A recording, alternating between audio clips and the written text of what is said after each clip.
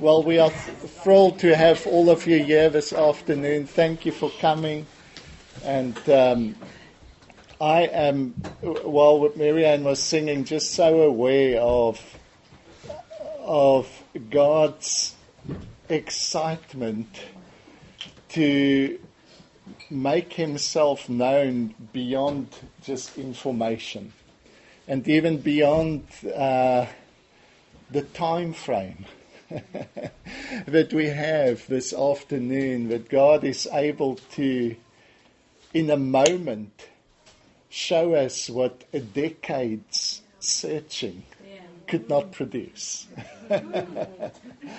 And that's really the essence of what I just sense God wants to communicate this afternoon, is how to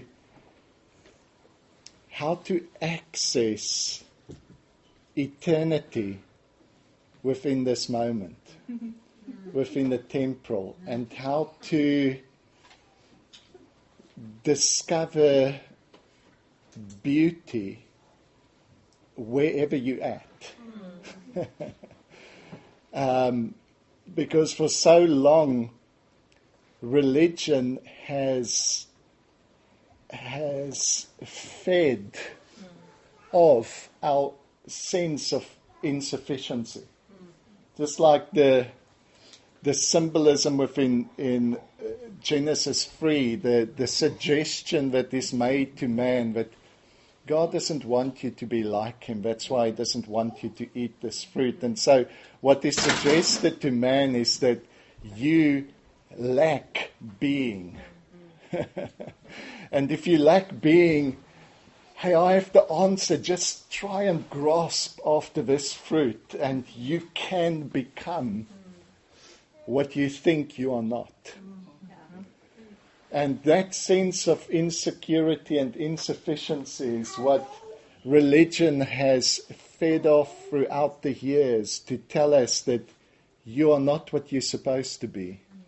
You are not where you're supposed to be. But one day, another time, another place, if you just work hard enough, if you're just sincere enough, if you just pray long enough, if you follow our new 7-step program, if you apply these 6 principles, if you are faithful in doing this or that, one day you will have your moment of encounter.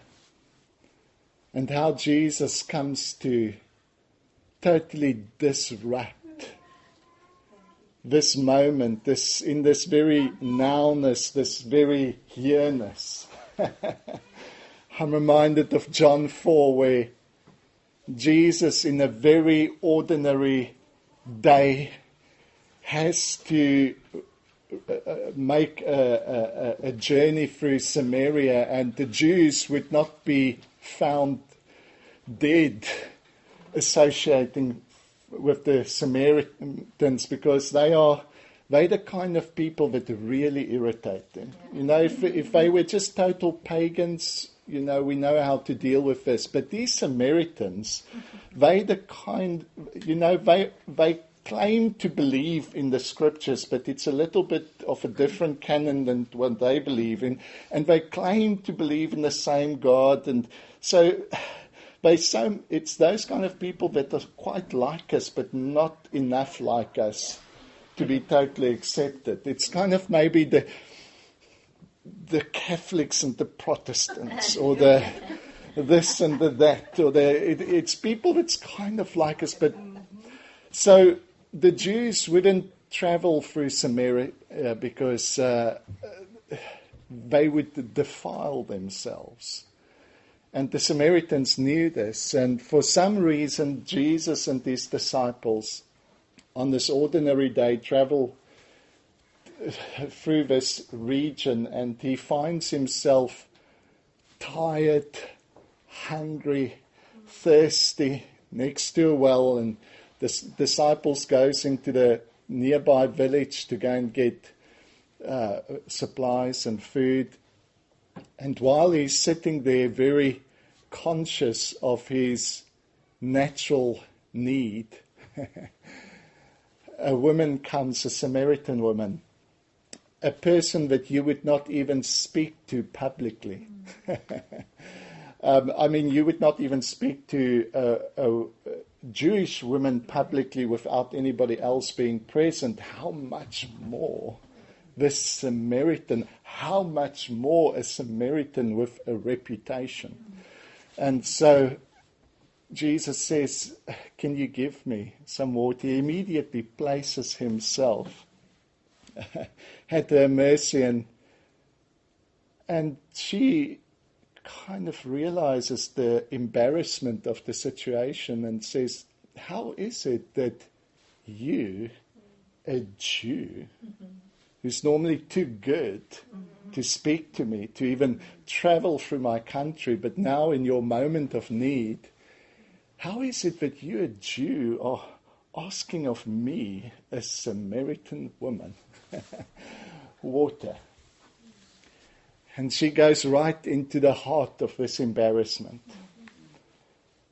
Because whatever her history was, whatever the disappointments in her life was, this was just another moment in which maybe she could project some of her own embarrassment onto somebody else. Maybe she could project some of her own frustration and her own anger at just the meaninglessness of life. Let's just allow somebody else to taste this a bit. And Jesus says, if you knew who it was who asks of you, you will ask of me and I will give you living water. And she says, but you don't even have anything to draw with. How are you going to find this living water? And Jesus continues, the water that I will give you. See, Jesus is drawing her to a reality beyond this moment, to a thirst and a satisfaction beyond the natural. And he says, the water that I will give to you will become in you a well of living water. I want to take you to a place beyond what you've experienced before, a place of satisfaction that not even this well will satisfy. And Jesus then says, well, go and she says, but where will you get this water? Are you greater than our father Jacob who gave us this well? Now, when we start discussing and start discovering a God who is better, bigger, greater than what our religion has introduced us to up to this moment, there is a moment of hesitation to say, what the heck are you talking about? Do you mean that everything I've learned, all my religion up to this stage, do you mean this stuff that you're speaking about is greater than all of that? And he says, well, why don't you go call your husband? And so let's take this beyond just theory and let me introduce you to a knowledge and a person that knows you so intimately and specifically, because it is easy to love the world in principle, but it's more difficult to love a person in particular. And Jesus is now going to take this airy-fairy discussion and suddenly bring it to a place where she knows we're not busy with just another theory. He says, why don't you go call your husband? And she says, I have no husband. And Jesus says, well, that's nicely put, I have no husband, because you've had 5, and the one you're living with now is not your husband. What a history of disappointment. Maybe the second one. Maybe the third one. hey, by that time maybe there's a bit more hesitation. But maybe this is true love. The fourth one. The fifth one, okay, well, we're not even going to get married by the sixth one. Let's just try this out. What she didn't realize is she was speaking to number 7. The man who was coming to satisfy like none of the others could. And suddenly she realizes that, my goodness, am I speaking to some kind of prophet? How did he know this? And so she refers back to the only thing she can refer back to. Let's talk religion. You know, you Jews say that we must worship in Jerusalem, but we believe that we must worship on this mountain. Again, like my tradition, like my religion has told me to. And so she still wants to locate this moment of encounter to a specific place, to a specific tradition, to a specific moment. And Jesus is trying to draw us beyond the boundaries, beyond the traditions, beyond the locations, beyond the moments, beyond all these definitions with which we've created distance. All the reasons we've given ourselves why it cannot be now. It needs to be a holy moment, a holy place, another time, another place. And Jesus says the time is coming, and now is. I'm so glad he doesn't follow our formulas where we say the kingdom of God is here but not yet, or now but not yet. It seems like in all our theology we always want to postpone the moment to another time. Yes, theologically, and all that Jesus says seems to indicate that the kingdom is here and now, but also we must remember it's not yet. Let's just emphasize the distance. Let's just get our perspective right again and not expect too much. But Jesus just reverses the whole thing and he says, yes, the time is coming. But it's a time that is accessible right here, right now. It now is. Where you will worship, not on this mountain or that mountain. Where you go to worship will not matter.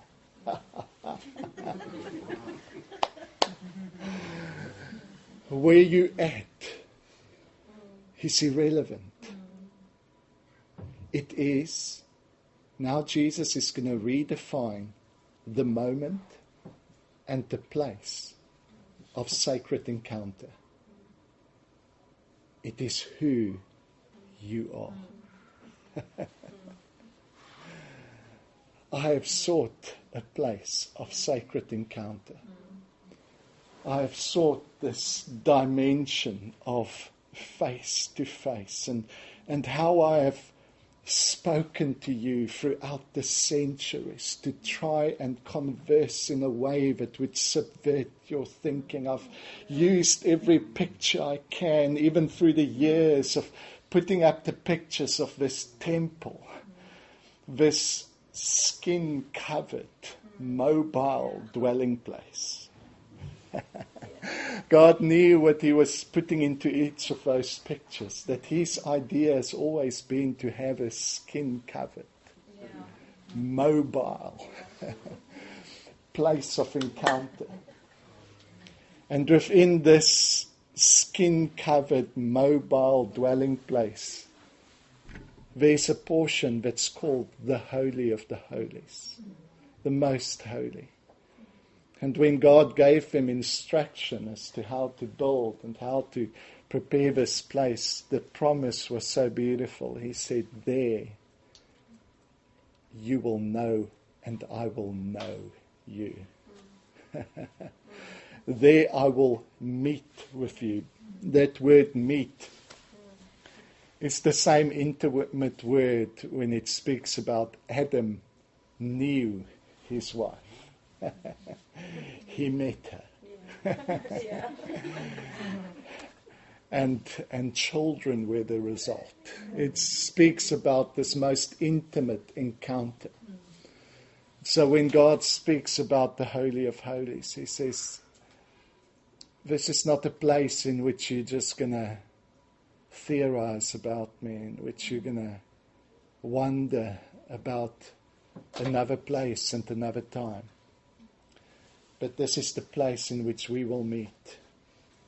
And even as God starts subverting their symbols, for instance, the symbol which throughout the ancient world, the pagan symbolism of sacrifice, whereby we appease the anger of a foreign god, the justice of this alienated God, even the symbolism was beginning to be inversed in the temple symbolism, because when the priest got ready to sacrifice, he would clothe himself in total white clothing. He would have the laws on his arms and on his forehead, and he would be known as the Son of God. In other words, this was not the traditional pagan idea of we come to appease an angry God. God was already putting together a different language whereby he said, the Son of God will take these two goats, the one lamb, the one goat, two of them. They would take the lamb, and the name of that lamb was called the Lord. And he would sacrifice the Lord. Can you believe that? How God is busy changing our perceptions, and he would take the blood of this lamb and he would sprinkle it in the Holy of Holies for the purification of, well, we'll see that later, for the purification of everything that's in the Holy of Holies. But these are pictures of things that would be fulfilled later on. And then the other goat would become the very typical scapegoat, who would also be sacrificed. But in all these pictures, God started to communicate that I desire a place of sacred encounter. And when John starts writing in John 1 that this word, this idea, that was in the beginning. In other words, this is no new idea. Jesus is not plan B because Adam and Eve didn't quite work out. Jesus is this idea, this word, this vision, this thought that was from the beginning with God, that was God, and nothing exists except through him. This is not some alien God who's going to come and invade our world. This is the God through whom this world exists. And verse 4 says that this word was in the world. And the world did not recognize him. And so it's not as if, this alien God who made everything a long time ago kind of came and had a look every now and then, visited a few prophets, tried to get us on the right path, but eventually he just got to the end of his tether and said, they're just not getting it. One of us will have to go down there, sort it out ourselves. And Jesus drew the short straw, came quite reluctantly. That is often how we've seen the incarnation, as if God's had enough. He'll have to come and show us himself what he meant. But John starts speaking about a God who is as evident as creation itself. A God who has never been distant. Yes. Because creation for John is not an event that happened a long time ago. Rather, creation speaks about the relationship between creator and creation, in which he sustains all of existence moment by moment. And so for John, there is no entity out there called God who comes and checks out the worship, and if it's just right, he might stay a while. But the God who is so part of this world that in Jesus he becomes flesh. He comes to demonstrate that I am more part of your world than what you've ever imagined. You see, the Word becoming flesh in the person of Jesus was not the first time that God experienced what it's like to be human. It's not as if God becomes man and Jesus, part of God, the Son of God, and then, after 30 years he goes back and says, wow, Father, this being human thing is harder than what we imagined. Let's just cut the laws in half, call it grace, make it easy on them, because this is really tough. No, this is not the first time God knows what it's like to be human, because Colossians 1 from verse 15 to 17 tells us, speaking about Jesus, and who is Jesus but the union of God and man? He says, he is before all things. And in him all things consist. In other words, even before God created, he knew that he would exist in the form of man. And therefore designed man to be compatible with his own divinity. And so this God, whose idea it was from the very beginning to exist in human form, becomes flesh so that we can know that he knows what it's like to be human. Because there has never been one human being who has had one experience without God experiencing it with them. In him we live, we move, we have our being. In other words, when Jesus comes to reveal to us the true God, he reveals him as God with us. In other words, the true God is not God without us.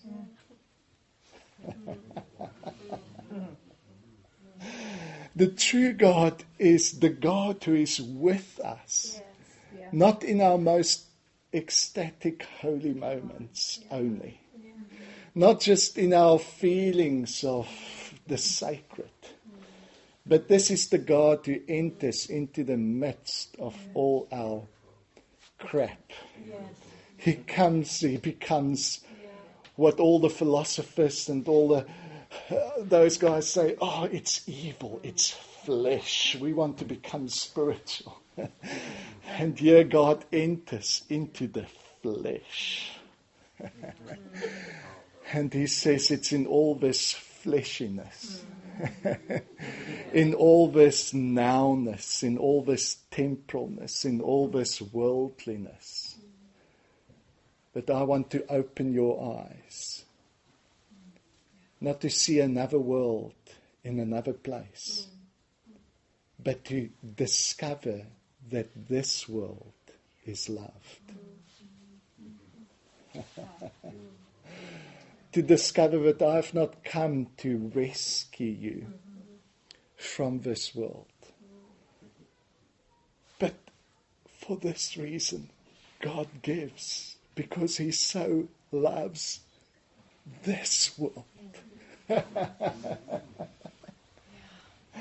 Not because he so wants to take you away from this rotten, corrupt place, but because he so wants to open your eyes to how loved, how valuable, how beautiful this world, this moment, this opportunity is right now.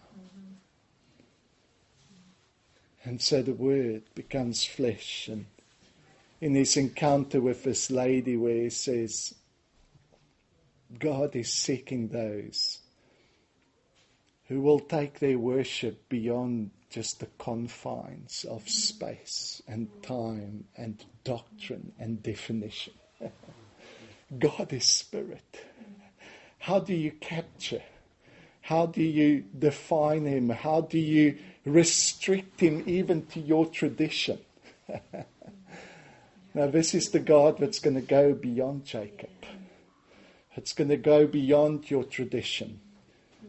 And may I say, he's the God that continually goes beyond what you have known so far. God and concepts of God are not the same. And whenever we confuse that distinction, it is easy for our concepts of God to become abstract idols. And ironically, it is our very concepts of God that then keeps us from experiencing God. And so when God comes in the person of Jesus, he doesn't come to just give us another definition of who God is. Let me give you a new box in which to understand him and contain him. Let me give you a new doctrine that's more accurate than any other religion that's out there. But he comes first and foremost to nullify our definitions, to take away the boundaries, to say that if God and concepts of God are not the same, whenever God reveals himself, our concepts are going to be shattered.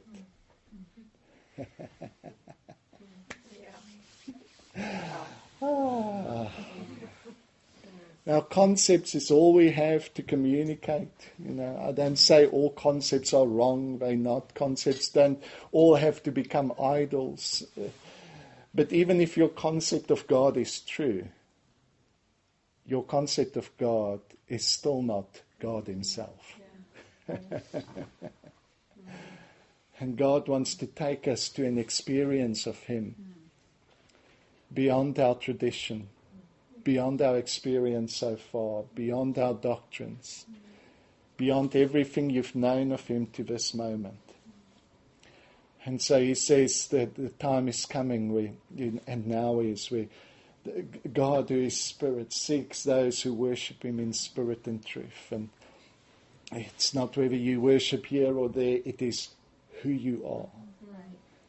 It is who you are. Because, you know, when we read John 1 verse 14, the word become flesh, we often just refer to Jesus. Jesus is the word that was in the beginning, that was with God, and that became flesh. But if you read verse 13, it speaks about us. It says, you were born, not of the will of man, nor of the will of flesh, but of God.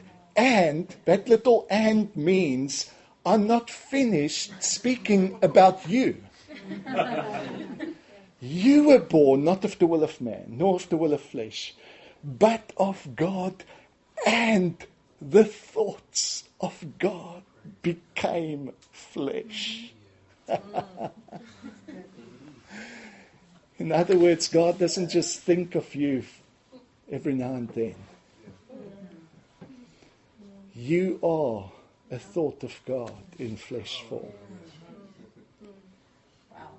If God had to stop thinking of you for a moment, you would not be.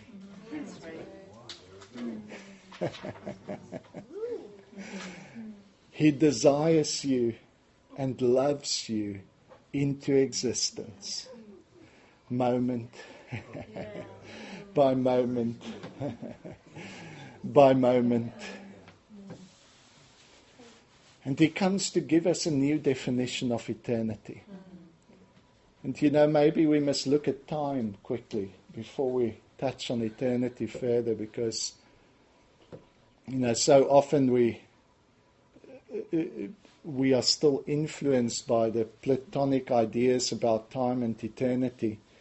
And the way in which they've developed it, they first looked at time and they said time is this constant moving, constant changing thing. Nothing remains, everything's temporal. You can't put your foot into the same river twice because there's this constant flowing, this constant change. And so in Platonic terms, eternity became everything time is not. Eternity was this constant, changeless, motionless dimension in which the perfect, unchangeable form of everything temporal existed. And so in those ideas of time and eternity, it became quite, the relationship became quite almost alienated, because time is everything eternity is not. And eternity is everything time is not. It's just opposites. But let's quickly consider time, and then we're going to look at a few things that Jesus said about it. Despite all the amazing movies, and we watched another good movie the other day that speculates about our ability to travel in time and that time is an actual dimension, it all remains theory. Newton began with saying that there is something like absolute time out there somewhere. There's something called time. Einstein took us much further, where he said there's actually nothing like time on its own. It's all time-space. In other words, 24 hours, what is that except a measurement of movement? It takes our Earth 24 hours to spin on its axis. So what is real is movement. And time is just a way in which we describe movement. What is a year except a movement of our planet around the sun? And so what we can say is real is movement or change, but that is as close as we can come to explaining time. In other words, our experience of time as a past, a present, and future, as we remember movement from the past, as we experience the moment and anticipate the future, the past is exactly that. It's the movements that are no longer. It's non-existent. And the future is also non-existent. And so the only thing that many people come to say, or the only reality, is the moment. But how big is the moment? Is it an hour? Is it a second? And when we analyze it, we discover that the present is but a movement from a past that no longer exists into a future that doesn't exist yet. And the people that really analyze it, they go into the fact that whatever data is presented to your body, it takes a few nanoseconds, a fraction of nanoseconds, for that data to actually get to your brain and your mind, for you to experience something that is already past. So even the idea that you live in the present, if you really want to analyze it, all of us lives in the illusion of something that doesn't exist anymore. Okay. in a past. And so when we start looking at what is time, it becomes so insubstantial. It becomes such how can this unreal movement add value to our lives? And when time becomes that kind of place where it doesn't have substance, then we discover that where time has its most real existence is in your perception. Mm-hmm. Wow. Nowhere does your past exist more concretely than in your memory. Mm-hmm. You won't find your past out there anywhere else, somehow preserved. The only place where your past exists is in your memory. The only place where your future exists is in your anticipation. And the only place where your present exists is in your awareness. And let's make it a little bit more complicated. The only place where you can remember your past is in the present. The only place where you can anticipate your future is in the present. Yeah.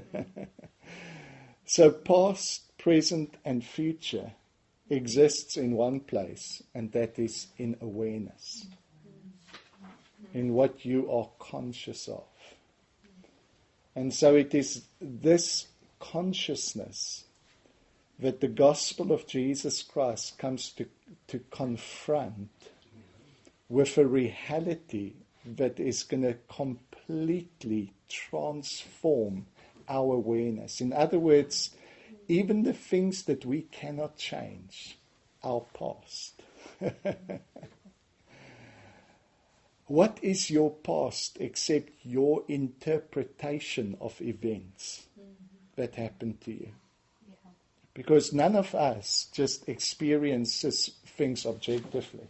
We can be present in the exact same event but experience it differently. Why? Because both of us deconstructs the information, then we start reconstructing it, and we apply our own effects. What effects? Well, there was a time in our development as children where we allowed our experiences to teach us about our world, to teach us about how things work, who we are, how this world works. But there comes a time in your development where that teacher-student relationship is turned upside down, and suddenly you start teaching experiences what they actually mean. Because you've now made up your mind, this is who I am, this is who God is, and this is how the world works. And from that moment onwards, even if you experience something totally contradictory to the story you've told yourself, you will find a way to deconstruct that information and to reconstruct it in a way that it confirms your story. Wow. Because why? Somehow we've been convinced that being right gives us security. Wow. That being right gives us value. And so as beings that continually have to process information and scenes, we look for meaning, we look for value, and we start telling ourselves a story. And when we look at our experiences and we ask, what is the common denominator in all these experiences? What pulls them all together so that it's not just scattered events? What gives it meaning? There's nothing more central to all our memories than the I who remembers them. And so we find ourselves within our story. We find ourselves within our history. And once we start telling ourselves a certain story, every new experience needs to confirm that story. Because if it doesn't just contradict our story, it contradicts me. You know? It means I might be wrong. The good news of the gospel is that you are wrong. Yes. Yeah. You are more than the story you've been telling yourself up to now. You are more than the sum total of your experiences. You are more than the sum total of your memories. The gospel comes to tell you your security and your value is not found in how right you are. It is found in how loved you are. And you are loved even when you are wrong.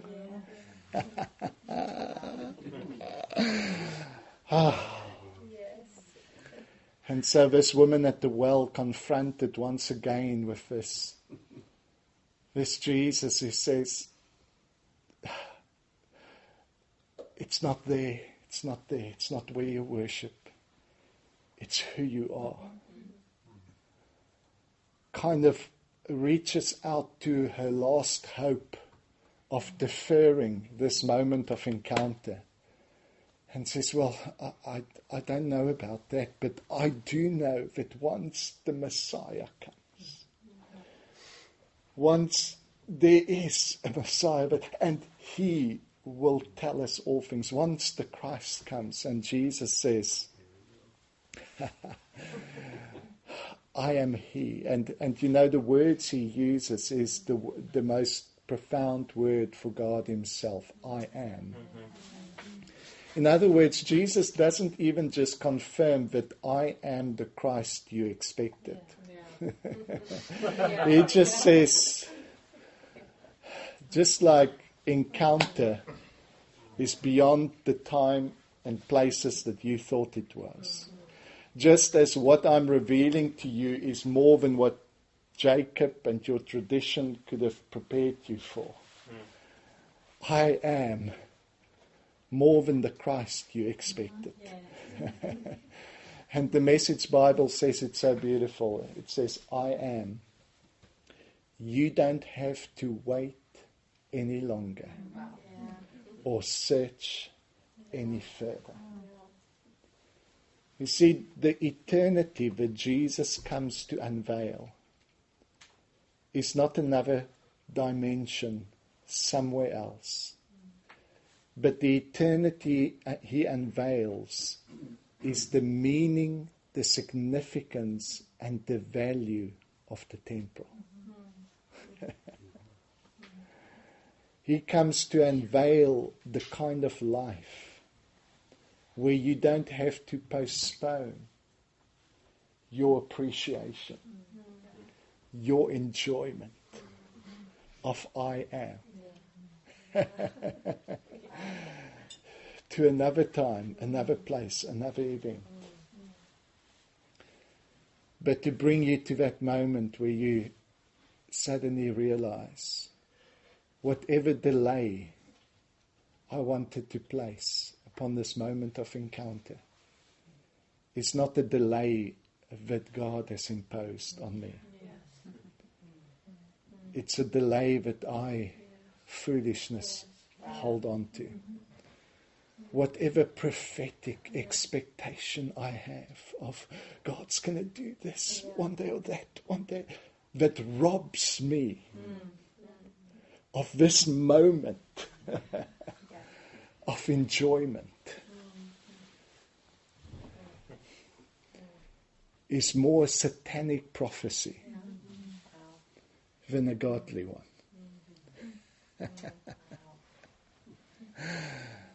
Because the kind of expectation that God stirs in us for the future is not the kind of expectation that begins in a sense of inadequacy and lack. It is first and foremost this overwhelming experience that he satisfies.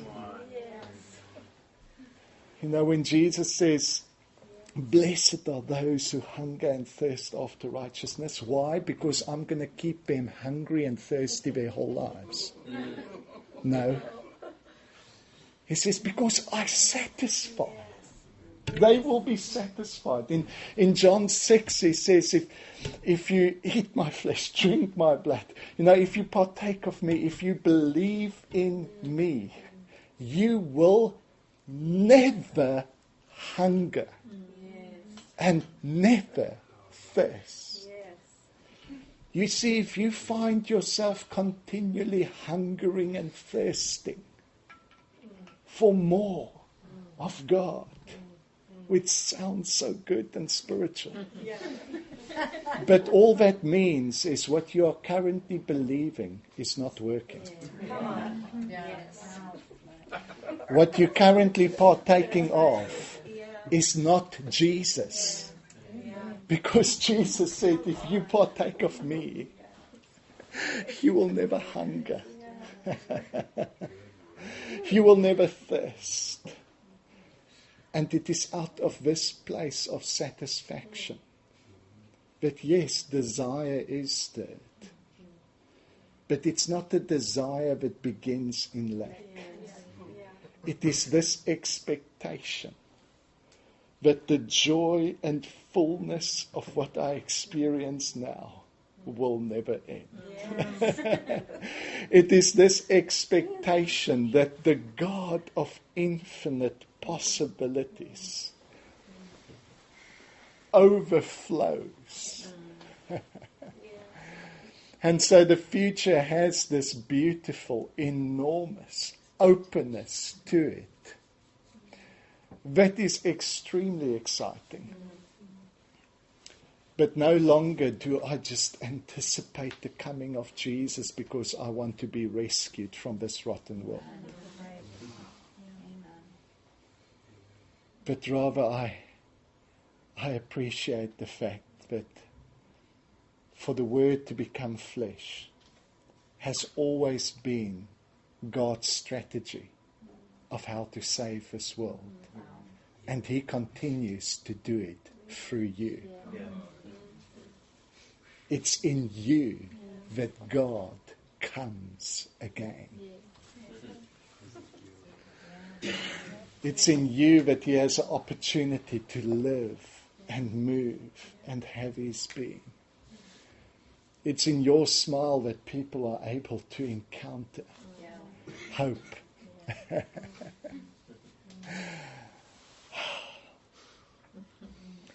It's in you that they can become aware again that maybe I do not believe in a God out there. But this love is something I can believe in.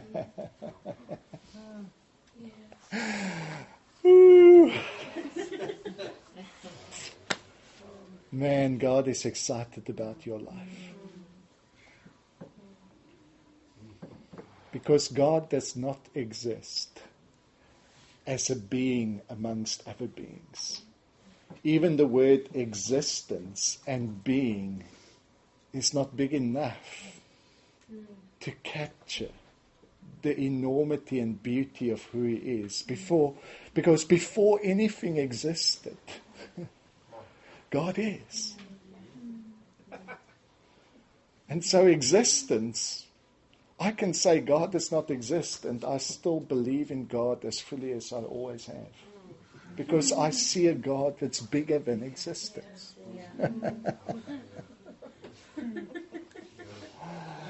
And I can agree with most atheists that the God you don't believe in, I don't believe in either.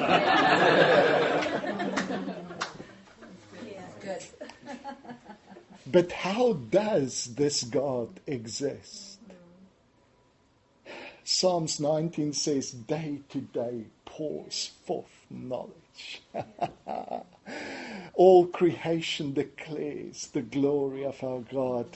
Job says the breath of every living thing is the Spirit of God. And so we can sense God's faithfulness in the mountains. We can sense His Spirit in the breeze as we walk through the woods. We can sense Him coming alive even as the animals are jumping and the life that we see in them. But in man, God becomes conscious.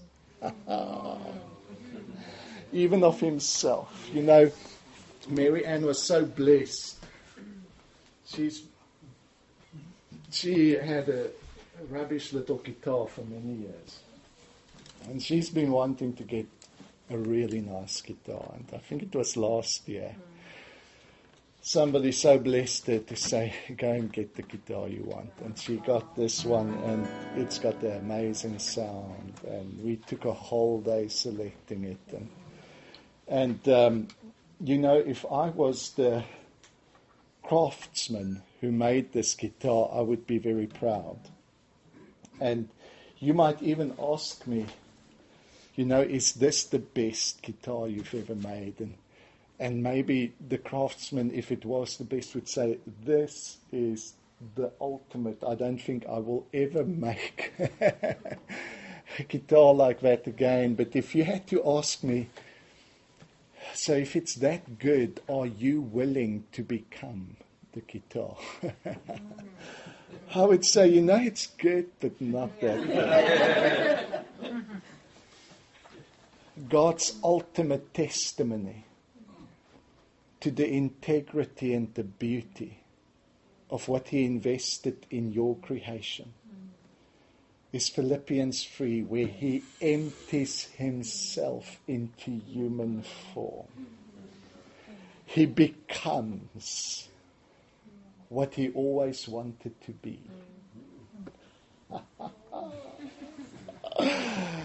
You are what God wanted to be.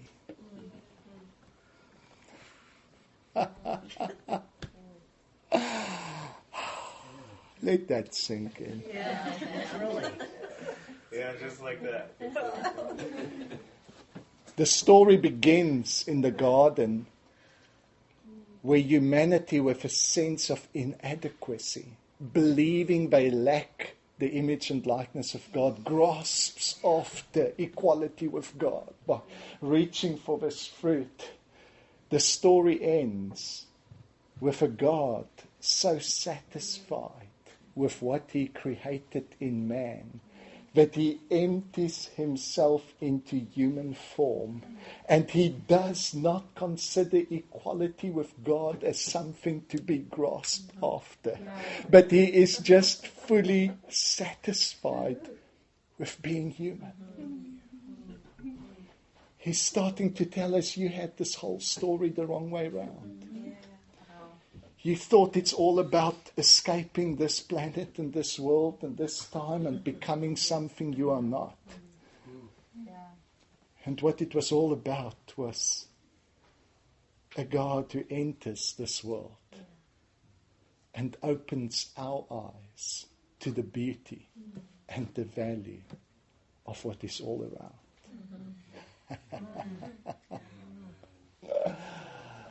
And so,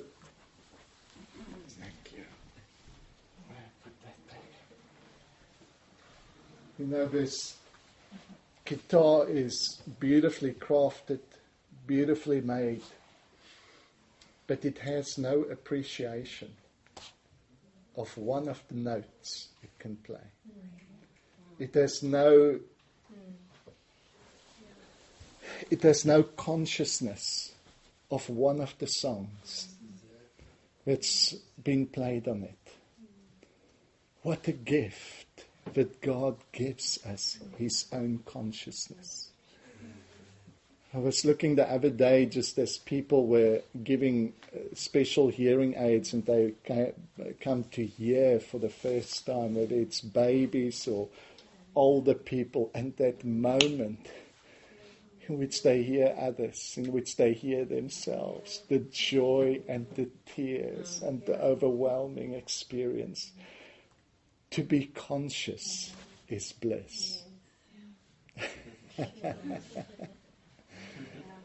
That we've become so familiar that we've become blinded to the beauty all around. Jesus comes to once again tell us and show us this word, this beauty is in this world. And so when Paul writes about his experience of God in 2 Corinthians 5, he says, from now on, I cannot look at any man from a human point of view. You see, you never come to an appreciation of innocence if you only see it in yourself. You never come to a full appreciation of the love of God if you only experience it towards yourself. Paul says, I've seen something that has changed the way I look at every man. Because if there is anything to Christ, it is a whole new creation. And then in verse 18 he says, now, can you see how the moment becomes so significant? Now, all things are of God. Wow. Wow, what an encounter.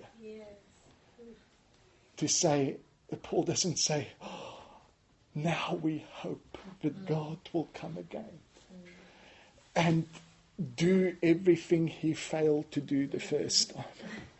We just hope he will rescue. No, he says, something's happened that has made every person, every moment, every portion of this world pregnant with beauty and with God himself. Now all things are of God, who has reconciled the world to himself. He didn't reconcile himself to the world because he never alienated himself from us. He was the one who sustained us in existence. He's the one who gave breath and life to the person nailing him on that cross. He's the one who is tormented in the perpetrators of evil, and the one who suffers as the victim of our evil.